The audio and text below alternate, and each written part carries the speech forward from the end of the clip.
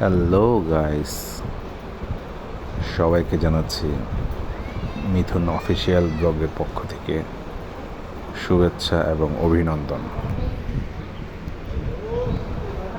আমরা সব সময় কোথাও না কোথাও আপনাদেরকে নিয়ে যাই নতুন নতুন জায়গা পরিদর্শন করতে।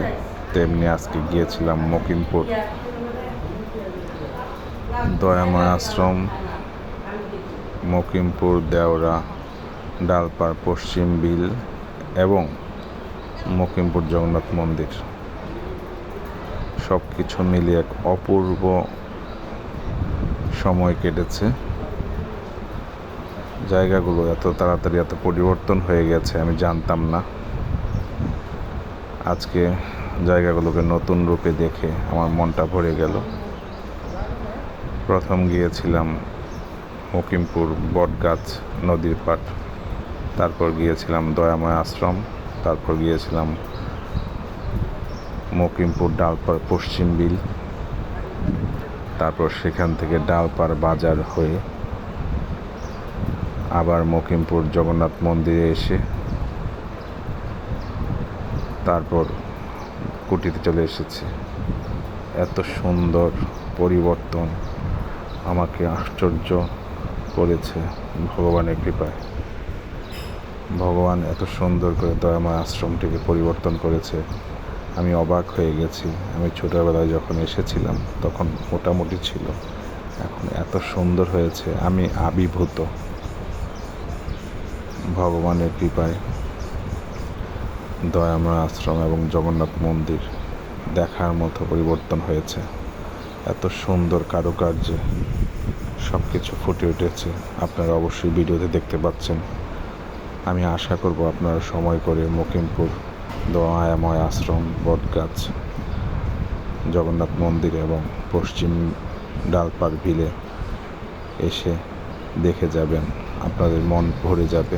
বিশেষ করে দয়াময় আশ্রম এবং জগন্নাথ মন্দির আমার মন ভরে গেছে।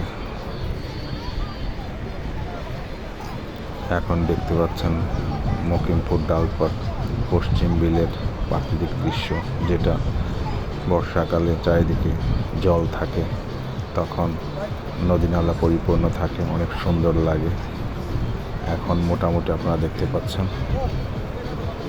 সেখান থেকে এসে আবার জগন্নাথ মন্দিরে গিয়েছিলাম, জগন্নাথ মন্দিরে প্রণাম করে আবার দয়াময় মন্দিরে গিয়েছিলাম, দয়াময় মন্দিরে প্রণাম করে তারপর মকিমপুর নদীর পাড় বটগাছের সামনে যেখানে মেলা হয় সেখানে ঘুরে তারপর মকিমপুর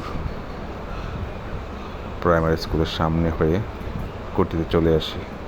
আজকে ঈদের তৃতীয় দিন, 2রা এপ্রিল বুধবার। অবশ্যই আপনারা এসে ঘুরে যাবেন। এখন যেটা দেখছেন সেটা মকিমপুর দয়াময় আশ্রম।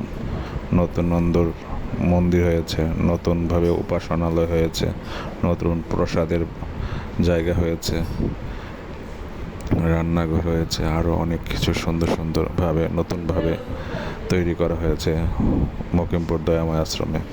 আপনারা অবশ্যই সময় করে দেখে যাবেন। এখন আপনারা দেখছেন জগন্নাথ মন্দির মকিমপুর, যেটাকে আপনার শ্রী শ্রী গোপাল জিও মন্দির বলে থাকে।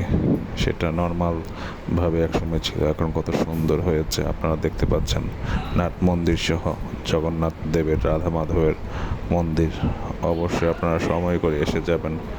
আপনার কাছে আমাদের অনুরোধ রইল, মিথুন অফিসিয়াল ব্লগের পক্ষ থেকে আপনাদেরকে অনুরোধ রইল, আপনারা বেরিয়ে যাবেন। সবাইকে আবারও শুভেচ্ছা ও ধন্যবাদ জানিয়ে আমাদের আলোচনা এখানে শেষ করছি। আপনারা দেখতে থাকুন আমরা কোথায় কোথায় ঘুরলাম।